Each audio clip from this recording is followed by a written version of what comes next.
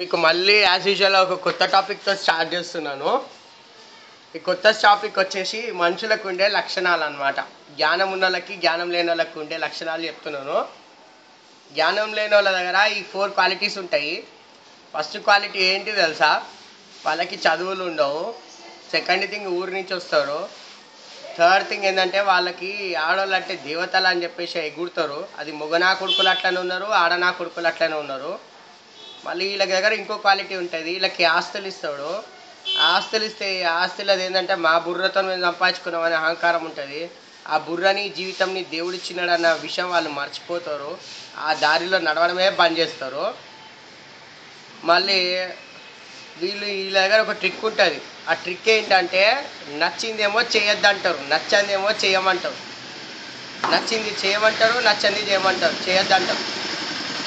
నచ్చిందేమో చేయొద్దంటారు, నచ్చింది చేయొద్దంటారు. నచ్చింది చేయొద్దని ప్రతిసారి అట్లా చేసుకుంటా పోయి ఆ మనిషి ఆశలని డిప్రెషన్ తీసుకొస్తారు అన్నమాట. ఆ మనిషిని డౌన్ చేస్తారు.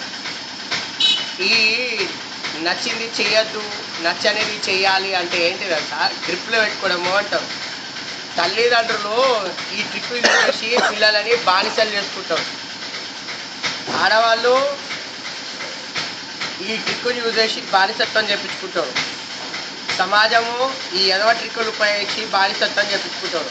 అయితే వీళ్ళందరికీ మరి మిండడు ఉండాలి కదా. యాజ్ యూజువల్గా మిండడు కాని ఉంటాడు అన్నమాట. ఏసఐ ఏమంటాడు తెలుసా? ఎవరైతే అహంకారంతో పోతారో వాళ్ళకి అహంకారం వచ్చినప్పుడు వాళ్ళని తొక్కుతా అంటాడు. అయితే వీళ్ళకి మిండడు ఉన్నాడు. ఆ మిండడు పేరు ఏసయ్య. ఈ విషయము అందరికీ తెలియాలని చెప్పి ఒకవేళ మీకు ఇట్లాంటి సిచ్యువేషన్ వస్తే వాళ్ళందరికీ డైరెక్ట్ ఇండికేషన్ ఇవ్వాలి. ఏంటంటే ఏసఐ వస్తాడు వీళ్ళని తొక్కుతాడు అని మీకు చెప్పాలి. ఇది నా చిన్న విన్నపము. మీకు నచ్చితే షేర్ కొట్టండి.